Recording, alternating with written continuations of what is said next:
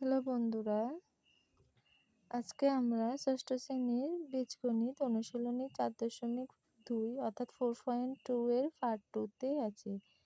গত পর্বে আমরা অঙ্ক অনুশীলনীর 1 নম্বর সমাধান করেছিলাম। আজকে আমরা 2 নম্বর সমাধান করব। 2 নম্বর হচ্ছে মান নির্ণয়। এখানে প্রত্যেকটা এর মান দেয়া আছে, যেমন a এর মান 2, b এর মান 3 এবং c এর মান 1। এগুলো হলো ভিত্তি। এখন নিচে আমি প্রশ্নগুলো তুলে নিলাম। এখন একটা একটা করে সমাধান নিচে দেয়া হলো। প্রথম প্রশ্ন হলো a cube plus b cube. Answer দেওয়া আছে। যেহেতু উপরে মানগুলো দেওয়া আছে, আমরা প্রত্যেকটা অঙ্কের সাথে সাথে মানগুলো লিখে নিব, কারণ প্রত্যেকটা অঙ্কের সাথে যদি মানগুলো তোলা না হয় তাহলে অঙ্ক করার সময় বারবার তোমাকে উপরের দিকে তাকাতে হবে। সেই জন্য ভালো এটাই হবে যে প্রত্যেকটা অঙ্ক করার সময় মানগুলো তুমি নিচে লিখে রাখো। এখানে আমি মানগুলো লিখে নিলাম। a এর মান দেয়া আছে 2 এবং b এর মান দেয়া আছে 3। সুতরাং এই যে এখন আমি এখানে লিখব, যেমন 2 টু দি পাওয়ার a এর মান যেহেতু 2, তাহলে তোমাকে লিখতে হবে 2 two the power 3 plus b এর মান যেহেতু b এর মান দেয়া আছে 3, তাহলে 3 টু দি পাওয়ার 3। আবার এগুলোকে আমরা উৎপাদকের মতো ভেঙে নিব। 2 ইন্টু, যেহেতু 2 3 বার, তাহলে আমরা 2টাকে 3 বার লিখব, প্লাস 3টা 3 বার, তাহলে আমরা 3টাকেও 3 বার লিখব। বন্ধুরা, অঙ্কটিতে একটু ভুল ছিল।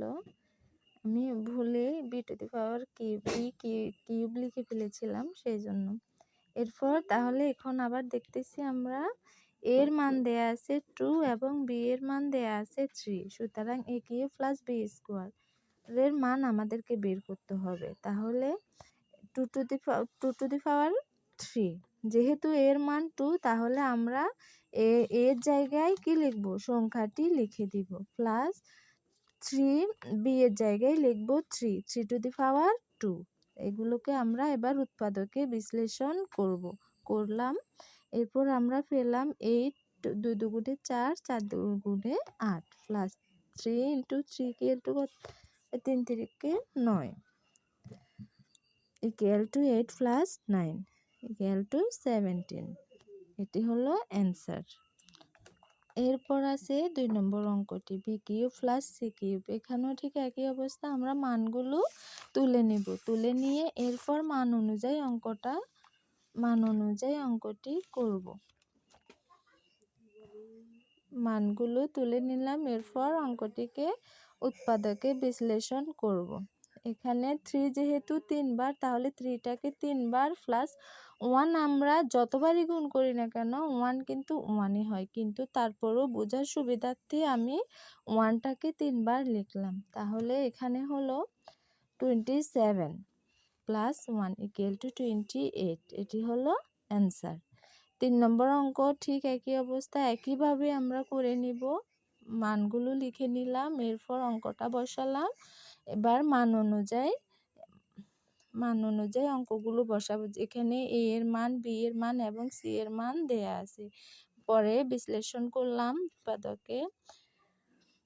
উৎপাদকে বিশ্লেষণ করার পর আমরা যা পেলাম 2 দুগুণে 4 মাইনাস 3 3কে 9 প্লাস 1। এখন আমরা প্লাস যে অঙ্কগুলোতে প্লাস আছে ওগুলো এক সাইড করে নেব। এক সাইড করে নিলে আমাদের হচ্ছে 4 + 1 = 5 মাইনাস 9। এখন যেহেতু ছোটটা থেকে আমাদেরকে বড়টা বাদ দিতে হচ্ছে, তাহলে এটা হচ্ছে না, তাহলে আমরা -9 থেকে 5 বাদ দিব। -9 থেকে যদি আমরা 5 বাদ দেই, তাহলে আমাদের কাছে থাকবে 4। 9 থেকে যদি 5 বাদ দেওয়া হয়, এখন দেখো এই যে মাইনাসটা আছে, বড় সংখ্যার আগে যে চিহ্নটি থাকে সবসময় সেই চিহ্নটি আগে বসে। যেহেতু আমরা -9 থেকে 5 বাদ দিলাম, তাহলে আমাদের অ্যান্সার হবে -4। এটি হলো অ্যান্সার।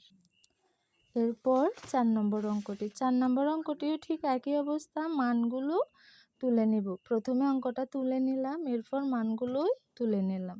তারপর যা যা করতে হয় তাই করতে হবে।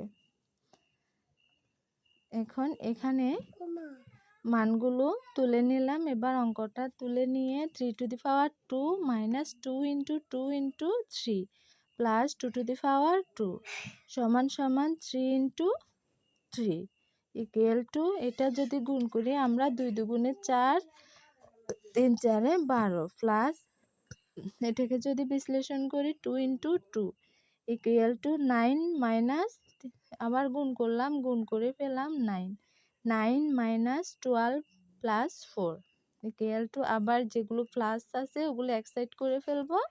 9 plus 4 equal to 13 minus 12 equal to 1। এটি হলো অ্যান্সার 4 নম্বর অঙ্কটি। এটিও ঠিক একই রকম তুলে নিলাম, মান তুলে নিলাম, এরপর অঙ্কটি তুললাম, তুলে এটার মানটা বসিয়ে আমরা পুনরায় একইভাবে গুণ করে অঙ্কটি করে নিব। আজকের জন্য এটুকু বন্ধুরা। নতুন নতুন ভিডিও পেতে তোমরা চ্যানেলটিকে সাবস্ক্রাইব করে রেখো, ঠিক আছে।